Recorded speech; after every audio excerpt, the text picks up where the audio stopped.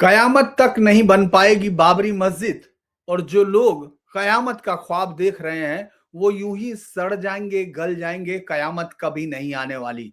बाराबंकी में योगी आदित्यनाथ ने कुछ इसी तरह सीधी चेतावनी दी बाबरी मस्जिद के नाम पर चल रही मुस्लिम वोटों की राजनीति को। आज योगी आदित्यनाथ बाराबंकी पहुंचे और उन्होंने एक सभा में जब बोलना शुरू किया तो लोगों को बहुत सारे सवालों के जवाब मिलने शुरू हुए और साथ ही ये भी कि किस तरह से बंगाल के चुनाव तक योगी आदित्यनाथ ने एक मैप साफ कर दिया है। बहुत से लखनऊ से एक यात्रा जाने की कोशिश कर रही थी, सबको मालूम है कि वो एक ऐसी यात्रा है जिसको पुलिस आगे तक नहीं जाने देगी। जो कह रहे थे कि वहां जो बेलडांगा में जिस तरह से टीएमसी का निष्कासित विधायक हुमायूं कबीर बाबरी मस्जिद के नाम पर, पुनर्निर्माण के नाम पर जिस तरह से वो राजनीति कर रहा है, उसका सवाल बार बार योगी आदित्यनाथ के राज्य में पूछा जाता था। और योगी आदित्यनाथ बंगाल में सबसे बड़े फैक्टर होंगे, ये बात हम आपसे पहले भी कर चुके हैं। और वहां की ग्राउंड पर बहुत सारे लोगों का मानना है कि प्रधानमंत्री मोदी के बाद अगर किसी दूसरे नेता को बंगाल में सबसे ज्यादा वहां के लोग सुनना चाहते हैं बीजेपी के, तो वो योगी आदित्यनाथ हैं। और योगी आदित्यनाथ के प्रति उनकी दीवानगी का कारण यह है कि किसी भी तरह की कोई लाग लपेट नहीं। आज योगी आदित्यनाथ टिकैत नगर के दुल्हेपुर कुटी में थे, वहां यज्ञ मंडप पर पहुंचे थे, आपने देखा होगा।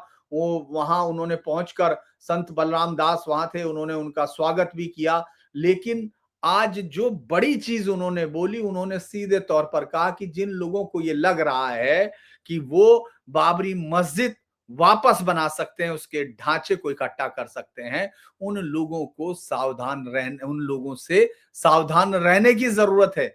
लेकिन उन लोगों के कानों तक एक बात जाने की जरूरत है कि अब कभी भी इस तरह का कोई ढांचा हिंदुस्तान में खड़ा नहीं हो सकता है। योगी आदित्यनाथ इस पूरी राजनीति को सिरे से नकारते हुए बता रहे हैं, क्योंकि उत्तर प्रदेश में जिस तरह से अभी राजनीतिक गतिविधियां तेज हुई हैं, चुनाव की तैयारियां हुई हैं, और उसमें बीजेपी के ऊपर जिस तरह से उनके समर्थकों के अंदर एक तरह का रोष दिखाई दिया, उसको कंट्रोल करने के लिए योगी आदित्यनाथ अपने रोल में आ गए। क्योंकि वो बटेंगे कटेंगे का पूरा उन्होंने विवरण निकाल के रखा। उन्होंने बताया कि किस तरह से यहां बटेंगे और जिस तरह बांटने की साजिशें चल रही हैं उसका सामना करना है। और ये बात वो बार बार बोलते हैं कि उन तमाम साजिशों से सावधान रहने की जरूरत है जिनकी एक गलती से आने वाले कई पीढ़ियों को दिक्कतें हो सकती हैं। तो योगी आदित्यनाथ को ये मालूम है कि बाबरी मस्जिद इस पूरे चुनाव में कम से कम यहां भले ही हिस्सा ना बने, यहां उसका नैरेटिव तैयार हो ना हो, लेकिन पश्चिम बंगाल में पूरी तरह से वहां एक नैरेटिव तैयार किया जा रहा है। बंगाल में बाबरी मस्जिद बन रही है और आपने देखा होगा कि ओवैसी के भाई अकबरुद्दीन ओवैसी ने एक बड़ा बयान जारी किया है कि हम आ रहे हैं, हम आ रहे हैं। ओवैसी के भाई अकबरुद्दीन ने कहा है, वो वीडियो आप अभी जाकर उसके उस पर देख सकते हैं, जिसमें उसने कहा कि हम आ रहे हैं, अब उत्तर प्रदेश पहुंचेंगे, उत्तर प्रदेश में अपने झंडे को गाड़ेंगे उनकी जमीन पर और अपनी पार्टी को मजबूत करेंगे।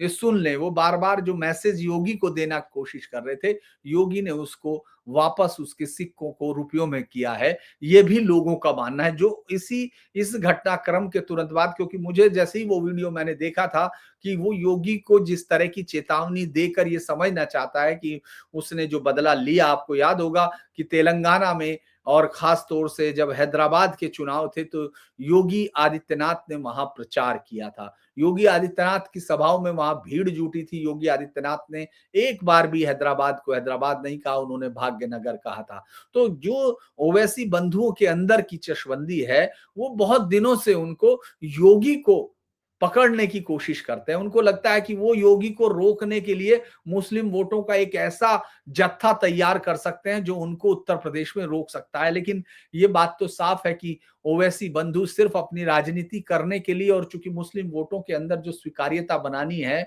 और जो धीरे धीरे उनकी बन रही है, उसी को बढ़ाने की कोशिश कर रहे हैं। लेकिन लोगों का यह भी मानना है कि योगी आदित्यनाथ को इस तरह से चैलेंज देने का मतलब योगी आदित्यनाथ के तमाम गुस्से को अपनी तरफ कर लेना है। उससे वोटों का फायदा तुमको कितना होगा ये मालूम नहीं, लेकिन योगी आदित्यनाथ इन सब चीजों को समय पर वापस रिप्लाई करते हैं। लेकिन ये तो कुछ ही घंटों बाद मुझे लगता है कि बाबरी मस्जिद का, क्योंकि आपको याद होगा बाबरी मस्जिद का सबसे ज्यादा रोना या उसका, जो कि कानूनी तौर पर है, जबकि वो ढांचा कानूनी तौर पर उस पूरी लैंड को और सबको हिंदुओं का है, भगवान राम की जन्मभूमि है, ये सुप्रीम कोर्ट का 5-0 का फैसला था। पूरी दुनिया के इतिहास में कभी भी किसी बहुसंख्यक जनता ने, जब उसके पास सत्ता रही, ताकत रही, तो उन्होंने कभी भी उसको इस बात की परवाह नहीं की कि वो उनके अपने प्रतीकों को लेने के लिए भी अदालतों में जाके लड़े। लेकिन इस देश में आजादी के बाद से सबसे लंबे चलने वाले मुकदमों में से एक, जो लगातार रहा, पेंडिंग रहा, फिर हाई कोर्ट का फैसला आया, फिर सुप्रीम कोर्ट का फैसला आया, उसके बाद वो उस जो ढांचे की जगह पर एक भव्य विशाल राम मंदिर बना। तो आज भी योगी आदित्यनाथ अपनी सभा में बता रहे थे कि हमने कहा था कि रामलला हम आएंगे, मंदिर वहीं बनाएंगे, मंदिर बना के नहीं बना। वो इस बात को बता रहे थे। लेकिन आपको याद होगा ओवैसी की, मैं इस बात के लिए इसलिए जोड़ रहा हूं क्योंकि ओवैसी में असदुद्दीन ओवैसी आपको लगातार उस दिन के बाद से आज तक एक बात का नारा लगाते हुए दिखते हैं और अपने वोटर्स को वो उत्तेजित करते हैं, उस लेवल पर लाते हैं ताकि वो उस जगह से हट जाए जो रेशनलिटी है या किसी और इशू पर बात कर सके।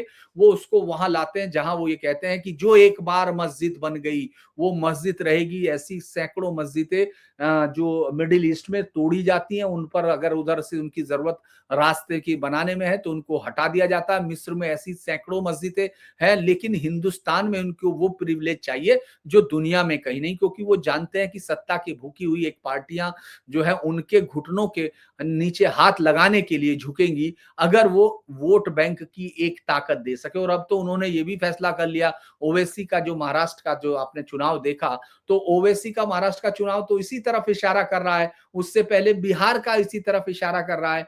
बिहार के चुनाव में पिछली बार जो उनके 5 विधायक जीते थे, उनमें से सारे आरजेडी में चले गए थे, 4 के 4 अख्तर उल इमान को छोड़ के। और इस बार भी उन्होंने 5 के 5 जिता लिए। यानी वो जहां एक बार मुस्लिम आबादी इस स्थिति में आ जाएगी कि वो अपनी संख्या चुने, तो वो फिर ओवैसी उसके लिए सबसे पहली चॉइस बनते हैं। ये कम से कम बिहार ने स्टेब्लिश किया, ये आपको महाराष्ट्र ने स्टेब्लिश किया। महाराष्ट्र के निकाय चुनाव में जिस तरह का हाल आपने देखा, चाहे वो मालेगांव में देखा हो जहां इस्लाम पार्टी जीती, एकदम नई बनी हुई पार्टी ने, कांग्रेस के उससे आता है और सबसे बड़ी सीट लेता है। छत्रपति संभाजी नगर में खुद इसकी ओवैसी की पार्टी आती है, ओवैसी वहां उनसे ज्यादा बड़ी पार्टी बन के रह गया। अगर उद्धव ठाकरे और उन सबको देखें तो ओवैसी का वोट बैंक ज्यादा सॉलिड है, यहां तक कि कांग्रेस के बराबर पहुंच गया। अगर आप देखें समाजवादी पार्टी को तो उसने कहीं का नहीं छोड़ा, वरना तो समाजवादी पार्टी महाराष्ट्र में अबू आजमी के नाम पर इस तरह से गुर्राते थे कि उनका भाई एक विधायक वहां है, तमाम चीजें हैं। वो अपने आप को मुस्लिम वोटों का एकदम सिंगल मैन वॉइस एजेंडा जो है वो कोशिश उनकी रहती थी। लेकिन ओवैसी ने ये सब बंद किया और अब उत्तर प्रदेश उनके निशाने पर है। ये अलग बात है कि अभी उत्तर प्रदेश में ओवैसी के आने की घोषणा जो है योगी आदित्यनाथ को परेशान नहीं करेगी या किसी बीजेपी के नेता को इतना परेशान नहीं करेगी जितना सेकुलर पार्टियों के नेताओं को करेगी, जितना मीम भीम के नाम पर राजनीति कर रहे लोगों को परेशान करेगी। क्योंकि उसमें सबसे बड़ा क्लेम तो ओवैसी का ही है। ओवैसी अपने क्लेम को अगर मजबूती से रख रहा है तो किसी को कोई दिक्कत वहां नहीं होगी, क्योंकि जब वो आएंगे तो बीजेपी को तो उससे अपने वोट को कंसोलिडेट करने में ही मदद मिलेगी। लेकिन इस बार ओवैसी की जो मुझे लगता है कि जो एंट्री होगी यूपी में वो कमजोर एंट्री नहीं है, क्योंकि उनके साथ